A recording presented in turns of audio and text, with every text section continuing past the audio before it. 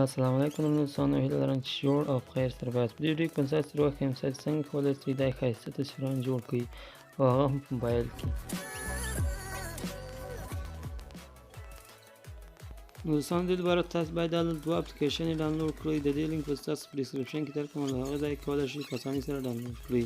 ډاونلوډولو وروسته لومړی د پکچر آرټ اپلیکیشن خلاص کړئ.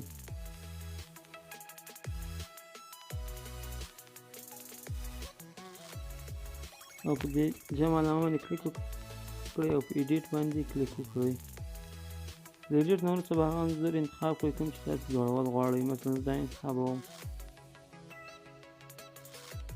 د انتخابولو نه وروسته به په دې کټ آوټ اپشن باندې کلیک وکړئ.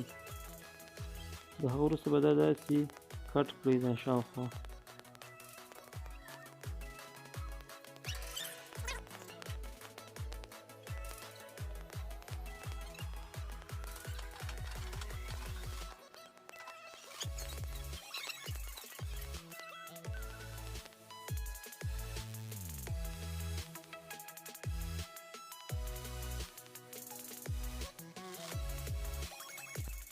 د نور څه په کونج کې په هغه ویکتور باندې کلیک وکړئ تر څو دا جوړ شي.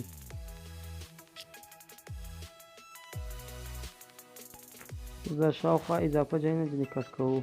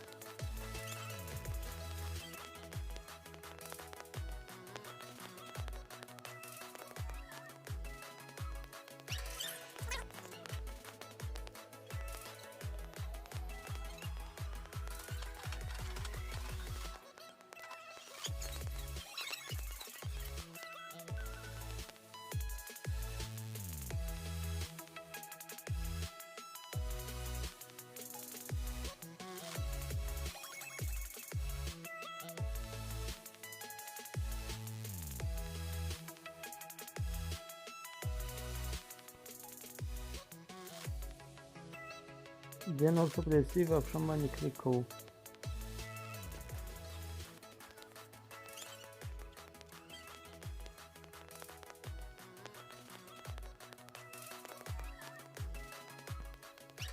د هغه وروسته په دې بیوټي اپشن چې درته ښکاري په دې باندې کلیک کوو. او وروسته د بلیمیش فیکس دغه انتخاب کړئ تر څو د مخ داغونه یې له منځه یوسو.